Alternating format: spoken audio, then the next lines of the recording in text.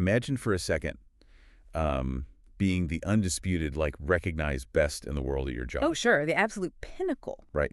Your entire identity, your whole legacy is built on executing this one specific, highly visible task better than anyone else alive. Yeah.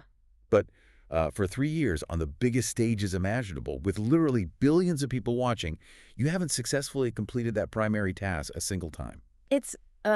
It's an incredibly complex situation because we are looking at a player colliding with the absolute limits of human biology right in front of a global audience. Exactly. And that is exactly what we're digging into today.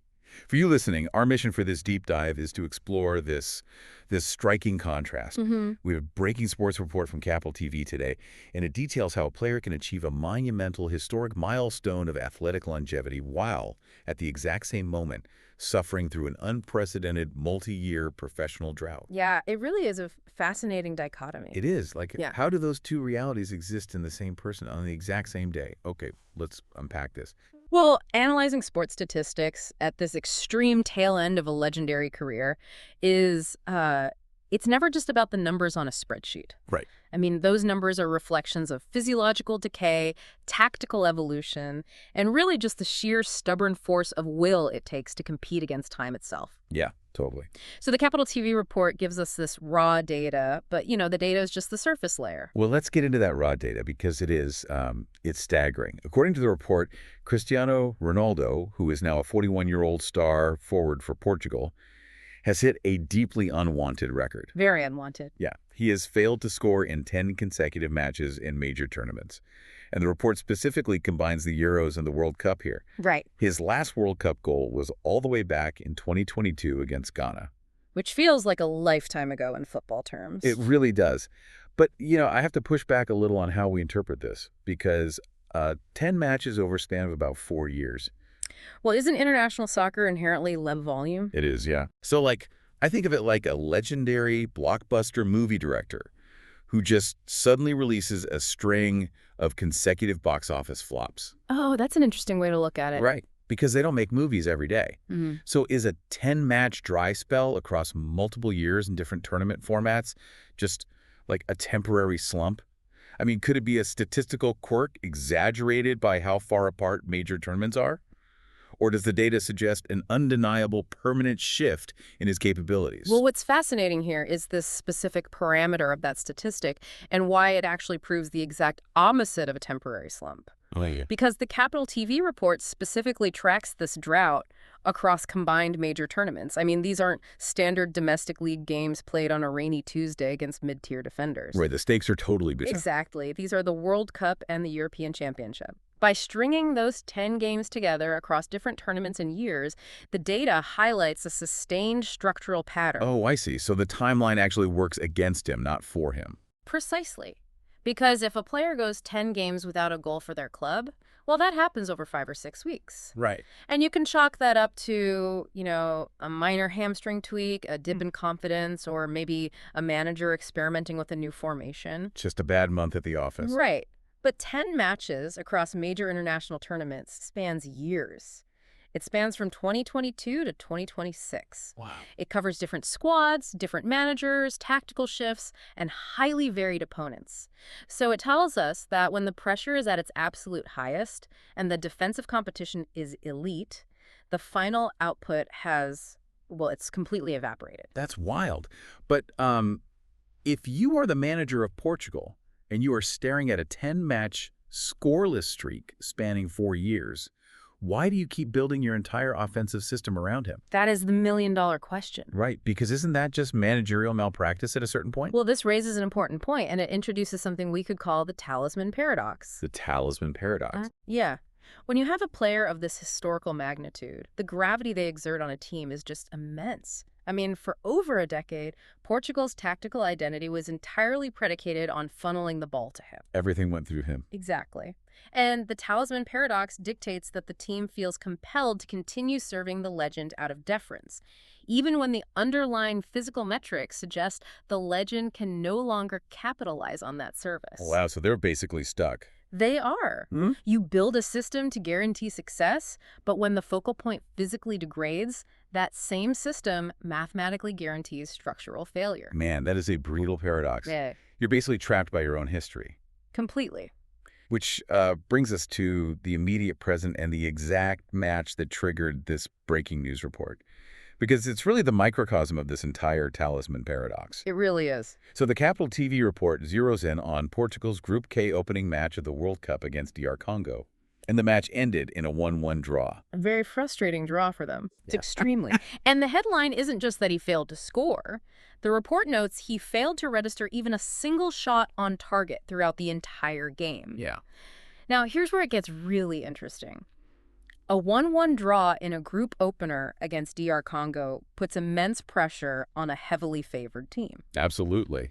But I want to challenge the narrative that this is purely on Ronaldo. Because against a team like DR Congo playing for a draw, they are likely sitting back in a low block, right? Just packing the penalty area with defenders. Right. Very standard tactic for an underdog.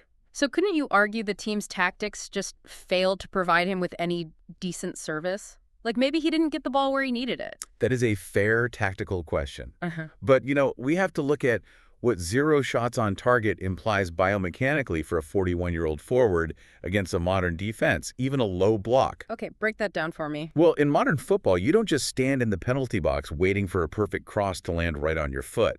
You have to create the circumstances for the shot.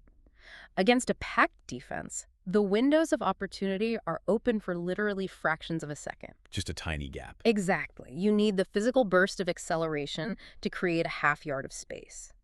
And that's just enough room to pull back your leg and strike the ball before a defender steps in. Ah, I see. So it's not about the quality of the service. It's Yeah. about what he can do with the ball once he actually gets it. Exactly. I mean, a shot off target might mean you found the space but just missed the angle, but 0 shots on target. That suggests an inability to bypass the defensive line entirely. Wow. At 41 years old, his cognitive processing, his soccer IQ, is arguably higher than anyone else on the pitch. Oh, for sure. He's seen it all. Right. He knows precisely where the ball is going to bounce.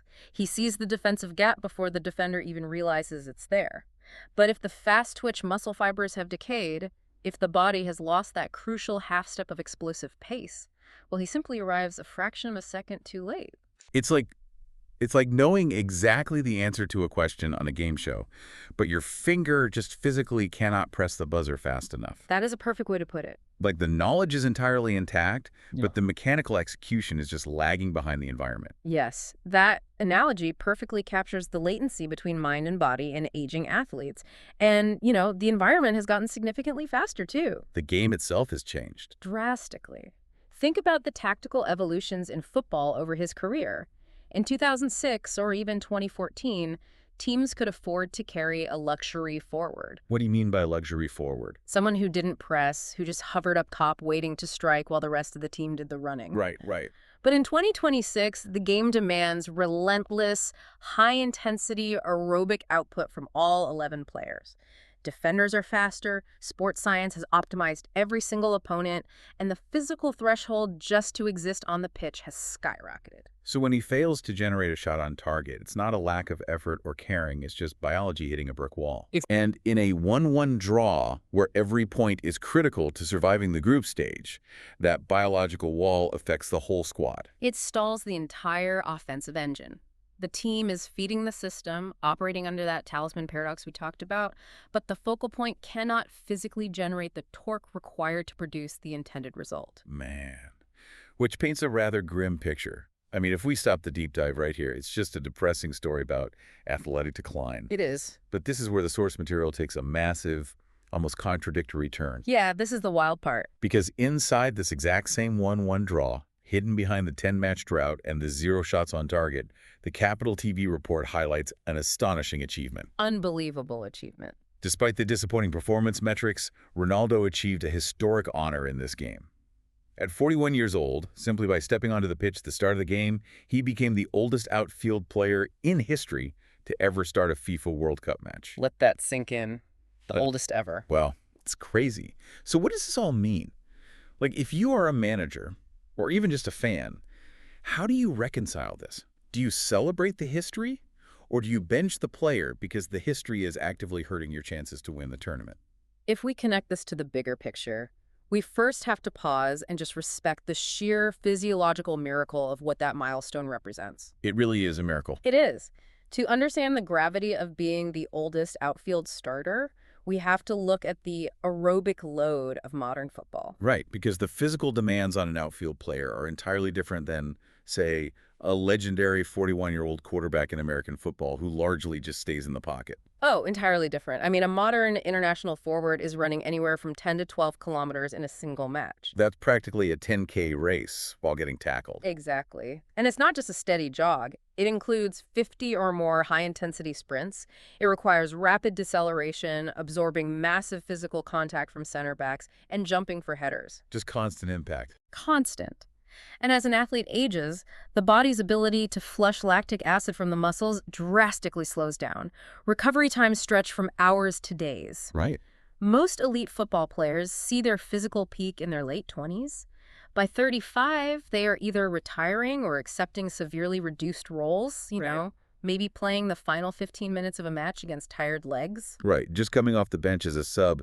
So to not just be on the squad, but to actually start a World Cup match where the intensity is at its absolute peak at age 41, I mean, that defies almost every known sports science curve. It is an engineering marvel of the human body. It speaks to a lifetime of obsessive physical maintenance. The ice baths, the diets. All of it. The cryotherapy, the strict diets, the unyielding psychological discipline. He has managed to delay the inevitable breakdown of the human machine longer than any outfield player in the history of the sport. Wow. The sheer stubbornness required to maintain that baseline of fitness is practically superhuman. But that brings us right back to the tension we started with. It's a physiological triumph, sure, but a tactical liability. He is fit enough to be on the pitch, but no longer explosive enough to do the one thing he is on the pitch to do. And that is the tragedy and the beauty of this specific Capital TV report. It forces us to hold two conflicting truths in our minds simultaneously. Yeah. The milestone is about defying time. Being the oldest outfield starter is a monument to human endurance. But the performance metrics, the 0 shots on target, the sustained drought, those are the stark reminder that time eventually wins anyway. Time is undefeated. Always. The mind and the discipline have pushed the body further than anyone in history, but the explosive mechanics required to beat a 24-year-old world-class defender. That might be the absolute hard-coded limit of human biology. It really reframes how we look at aging greatness. Yeah. I mean, you are watching history being made, but it's fundamentally a different kind of history than what built his legacy. Exactly. He built his legend on execution. He built his legend on scoring when no one else could. But the history he is making now in this tournament is purely about endurance. Enduring at the highest possible level. It is a transition from being valued for your output to being valued for your presence. Right. And the friction occurs because professional sports ultimately is a results-based business. A 1-1 draw against DR Congo demands results, not just a historical presence. I think this is where we bring the conversation directly back to you listening right now, because you don't have to be a massive sports fan to feel the weight of this dynamic. Why should you care about a football statistic? Well, because this breaking news report is one of the most vivid, real-world examples of the tension between experience and execution. It's everywhere. It is. It's a dynamic you probably see in your own life. Oh, absolutely. It is highly applicable to the corporate world, the arts, academia, really any field where legacy exists. Exactly. Think about your own workplace. When someone has built a towering legacy, someone who essentially built the company or defined the entire culture, how do we evaluate them in the present moment when the industry shifts? It's a tough conversation to have. It really is. Yeah. Do we value them for their historical legacy and their mere presence in the room? Do we keep them in the starting lineup out of respect? Or do we evaluate them strictly by their current day-to-day output, even if it means benching a legend? It forces us to examine our own biases. We want our heroes to remain invincible. We really do. We want the talisman paradox to somehow resolve itself gracefully. But this single match where a player set an unwanted drought record while simultaneously making incredible history, it perfectly encapsulates how messy that transition actually is. It is messy. It's awe-inspiring, and it's undeniably tough to watch. Yeah. And it leaves us with a lingering question to mull over as we wrap up this deep dive, something that extends far beyond the pitch in Group K. For sure. If a master in their field reaches a point where their sheer presence breaks longevity records, but their daily performance no longer yields the results that made them famous, at what point do the immense value of their experience get outweighed by the harsh necessity to pass the torch?